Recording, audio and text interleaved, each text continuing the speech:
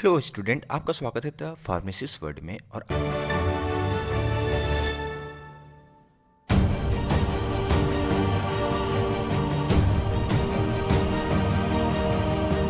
आइए हम लोग बात करते हैं एविडेंस बेस्ड मेडिसिन के बारे में। आई होप आपका ये डी फॉर्म सेकेंड ईयर का आगे का सीरीज है और जो कि बहुत ही बढ़िया से चल रहा होगा। आपको बाकी जो वीडियो है जो मैंने डाली है उसको आपको ज़रूर समझ में आ रहा होगा कि क्या उसमें मैंने बताया है। अभी तक मैंने आपको इंट्रोडक्शन फार्माकोथेरेपेटिक्स के बारे में पढ़ाया, उसके सिलेबस के बारे में पढ़ाया, ठीक है। और भी सारी चीज़ें जो हैं आपको टाइम टू टाइम स्टडी कराई है। आज जो हम लोग बात करेंगे एविडेंस बेस्ड मेडिसिन के बारे में। और सबसे पहले मैं ये बोलना चाहता हूँ, उन वीडियो के लिंक मैं आपको डिस्क्रिप्शन में दे दूँगा, आप वहाँ पर जाकर डायरेक्ट देख सकते हैं यदि आप 20 से जुड़े हुए हैं। और यदि आप चैनल को सब्सक्राइब कर लेते हैं तो आने वाली नोटिफिकेशन आपको तुरंत मिल जाएगी, जिसमें कि आपको डी फॉर्म सीरीज के बहुत सारे सिलेबस के सारे वीडियो आपको फ्री ऑफ कास्ट ज़्यादातर अवेलेबल होंगे। तो यहाँ पर एविडेंस बेस्ड मेडिसिन के बारे में देखते हैं कि एविडेंस बेस्ड मेडिसिन होता क्या है और इसमें करना क्या है। देखिए, सबसे पहले हम बात करने नाम से ही कि एविडेंस बेस्ड मेडिसिन का नाम देखिए। देखिए, एविडेंस बेस्ड मेडिसिन को हम देखें, एविडेंस मतलब कि आपको क्या है, मान लीजिए कोई भी आपके ऊपर कोई भी गलत कार्य करने का आरोप लगता है, पर आप कहते हो कि मैं गुनहगार नहीं हूँ, ठीक है, मैंने क्राइम नहीं की है। तो आपको कोर्ट क्या कहती है? कोर्ट क्या कहती है? एविडेंस दो भाई, एविडेंस दोगे तो बच जाओगे। वैसे पुलिस आपको पकड़ती है तो आप एविडेंस दो, बच जाओगे, ठीक है। तो एविडेंस का मतलब समझ में आ गया होगा, ठीक है। यही चीज़ है एविडेंस बेस्ड मेडिसिन। जो आपकी मेडिसिन है वो एविडेंस बेस्ड है कि नहीं है। और एक चीज़ मैं आपको बता देता हूँ, ये जो एविडेंस बेस्ड मेडिसिन है, ज़्यादातर जो फिजिशियन होते हैं वो इस टॉपिक को यूज करते हैं, ठीक है। और उन्हीं के लिए ये बनाई गई थी एविडेंस बेस्ड मेडिसिन, क्योंकि जो प्रिस्क्राइबर होता है, ठीक है, तो प्रिस्क्राइबर जो होता है उसको ये पता होना चाहिए कि उसकी जो मेडिसिन है वो क्या है, उसकी क्या क्लिनिकल एक्सपर्टीज़ है, क्या एविडेंस है, ठीक है। ये सब चीज़ें उसको पता होनी चाहिए, तभी जाकर वो उस मेडिसिन के ऊपर ट्रस्ट कर पाएगा और उसको प्रिस्क्राइब कर पाएगा।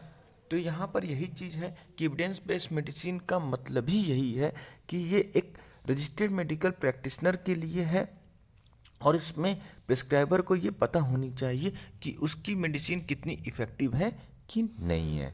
तो देखिए, आपको इतना इंट्रोडक्शन ठीक से समझ में आ रहा होगा स्टूडेंट्स, कि जिसमें कि हम बात कर रहे थे कि एविडेंस बेस्ड मेडिसिन में कि एक प्रिस्क्राइबर है, उसमें क्या होनी चाहिए और क्या नहीं।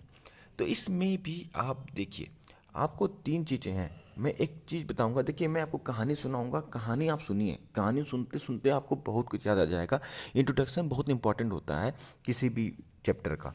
यदि आपको इंट्रोडक्शन ही समझ नहीं आ रहा, मैं आपको आके डायरेक्ट इसका इंग्लिश पढ़ाने लगूं, ये होता है, ये होता है, वो होता है, आगे भी बढ़ते जाऊंगा, आपको कुछ नहीं समझ में आएगा, ठीक है। तो अपना टाइम लगा के इसको समझने की कोशिश करिए। पहले आप जो इंट्रोडक्शन समझ जाएंगे, मेरी सारी बकवास अभी कर रहा हूँ आपको, ये बकवास नहीं है, यही इसका निचोड़ है। मैं आपको कंक्लूजन पहले ही बता देता हूँ, सारा एब्स्ट्रैक्ट सारा मैं बता देता हूँ इस चैप्टर का, कि आपको तुरंत समझ में आ जाए। इसकी डिफिनीशन क्या है हम इसको देख लेते हैं। अब बच्चों, आपको पूरी तरीके से समझ में आ गया होगा कि एविडेंस बेस्ड मेडिसिन कहना क्या चाहता है, ठीक है। इसमें यह कह रहा है कि systematic approaches to the clinical problem solving which is allowed to integrated of the best available. हमको किसी पेशेंट को कोई भी दवा प्रिस्क्राइब करनी है, आई एम ए डॉक्टर, अब मुझे किसी पेशेंट को कोई भी दवा प्रिस्क्राइब करनी है तो सबसे पहले हमको उस पेशेंट की कंडीशन क्या होना चाहिए, क्योंकि एवरी पर्सन की अलग अलग यूनिक कंडीशन होती है, क्योंकि हर आदमी, कहा नहीं जाता है, हर आदमी अपने आप में यूनिक है, हर आदमी अपने आप में यूनिक है। तो यूनिक क्यों बोल रहे हैं? देखिए, इसके बात को आज आपको समझ में आ जाएगा कि हर आदमी यूनिक क्यों है।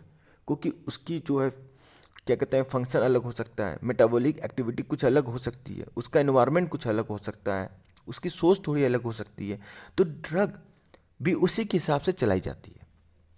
अब देखिए, जब भी हम क्लिनिकल ट्रायल्स करते हैं बच्चों, क्लिनिकल ट्रायल का मतलब समझते हो ना, pre clinical trial, clinical trial जो चूहों पे करते हैं, चूहा पे इसलिए बोल रहा हूँ कि एनिमल्स पे करते हैं, वो प्री क्लिनिकल ट्रायल्स आता है। क्लिनिकल ट्रायल्स में जो होता है ह्यूमंस के ऊपर करते हैं, मनुष्य के ऊपर करते हैं, ठीक है बच्चों।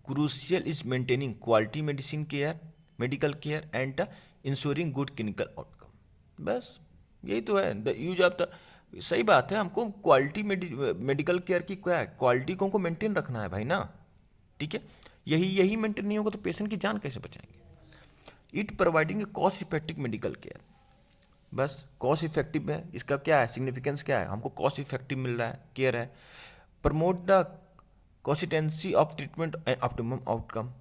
ठीक है, ऑप्टिमम आउटकम होनी चाहिए। It help to establish national standard of patient care. हमें नेशनल स्टैंडर्ड एक पेशेंट केयर हमको देखने को मिल जाता है, क्योंकि एविडेंस बेस्ड जब है हमारा मेडिसिन तो उसमें स्टैंडर्ड तो हो गई।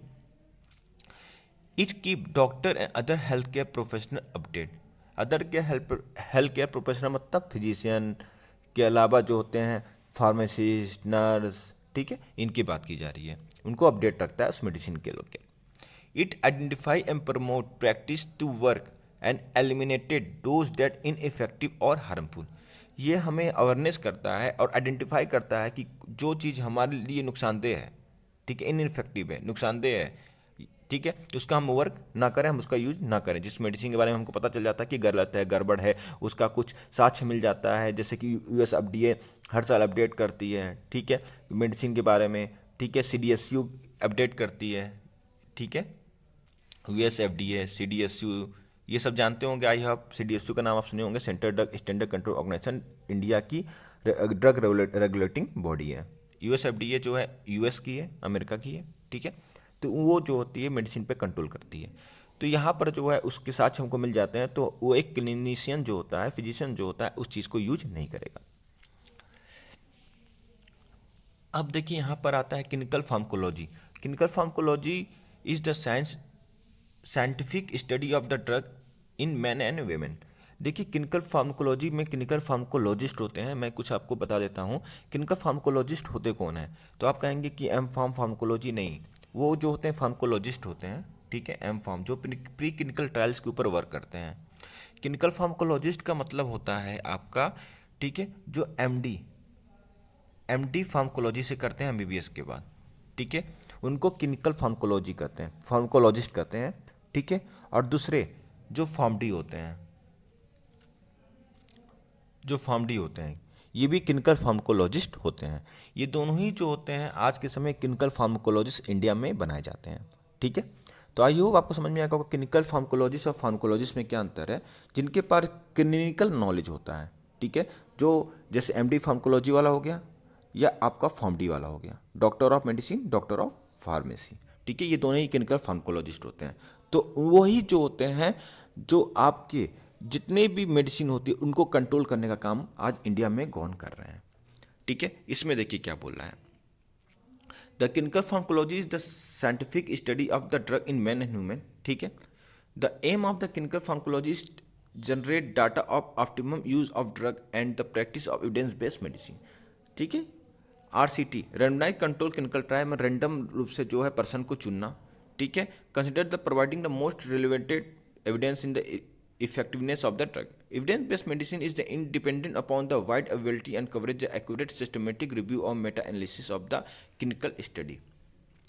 ठीक है, तो एविडेंस बेस्ड मेडिसिन क्या है, डिपेंड करता है कि उसकी अवेलिटी क्या है, ऑक्यूरेट, और उसके रिव्यू को हम लोग चेक करते हैं। और मेटा एनालिसिस में तो होता है जितने भी हमें ऑब्जेक्टिव मिलते हैं ना, मान लीजिए कोई भी ऑब्जेक्टिव है, पहला, दूसरा, तीसरा, जो हमें डाटा मिल रहा है, मान लीजिए डाटा मिल रहा है, उसको डाटा मिला 1 2 3 डाटा लिख दे रहा है, डाटा मिला, उसको हम लोग ना क्या करते हैं, कंपाइल कर देते हैं, एक साथ मिक्स करके उस पर स्टैटिस्टिक्स का यूज़ करते हैं, और उसके बाद जो आंसर आता है हमारा उसको कहते हैं एनालिसिस करना। मतलब बहुत सारे ऐसे डाटाओं को एक साथ मिलाकर उसका एनालिसिस करते हैं, ठीक है। समझ लीजिएगा, नॉर्मल चीज़ है, ये थोड़ा साइंटिफिक वर्ड है। आप क्या नाम है, यदि बहुत सारे बच्चे नहीं समझ पा रहे होंगे, कोई दिक्कत नहीं है, ठीक है, मैं आगे आऊँगा, आप कमेंट बॉक्स में पूछ लीजिएगा, मैं इसका एक इंडिविजुअल वीडियो बना दूंगा आपको वो टर्म समझाने के लिए, ठीक है। यहाँ पर देखिए, a physician clinical experience and patient value and preference play important role in the process of using the evidence to make the decision, ठीक है। द प्रैक्टिस ऑफ द, यहाँ पर चेंज कर देता हूँ,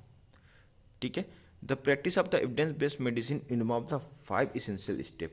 ये स्टेप याद कर लीजिएगा, एग्जाम में ये स्टेप लिखेंगे तो एग्जामिनर आपको समझ जाएगा कि बच्चा कुछ पढ़ा है, इसको आता है, 5 में से 4 तो जरूर दे देगा, ठीक है। तो आपको पता होनी चाहिए स्टेप। पहला देखिए, converting information need into answerable question. इसका क्या मतलब है?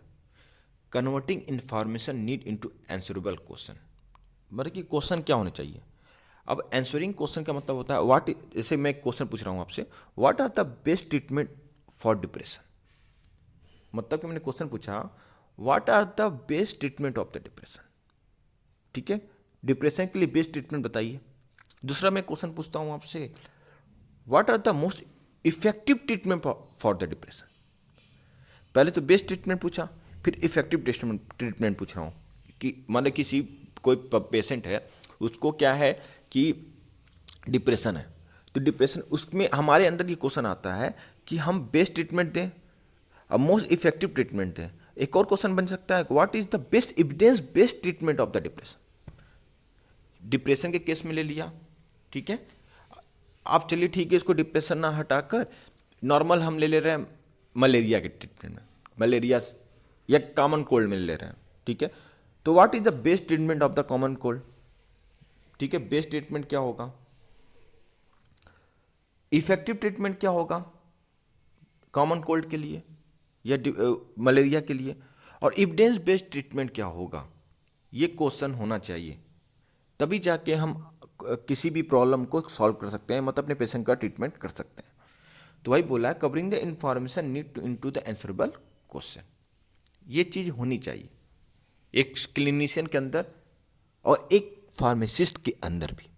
Finding the best evidence with which is the answerable the question, finding the best evidence, ठीक है।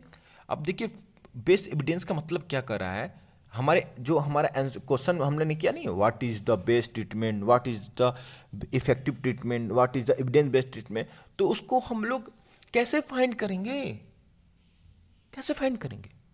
पहला क्वेश्चन तो पूछ दिया, आई होप आपको समझ में आ गया होगा पहला क्वेश्चन क्या था। दूसरे में हम लोग देखिए, अब बहुत सारी स्टडी होती है बड़े लेवल पे, जिसमें हम लोग करते हैं coherent study, observational study, case control study, case report, expert opinion, ये सब चीज़ें होती हैं।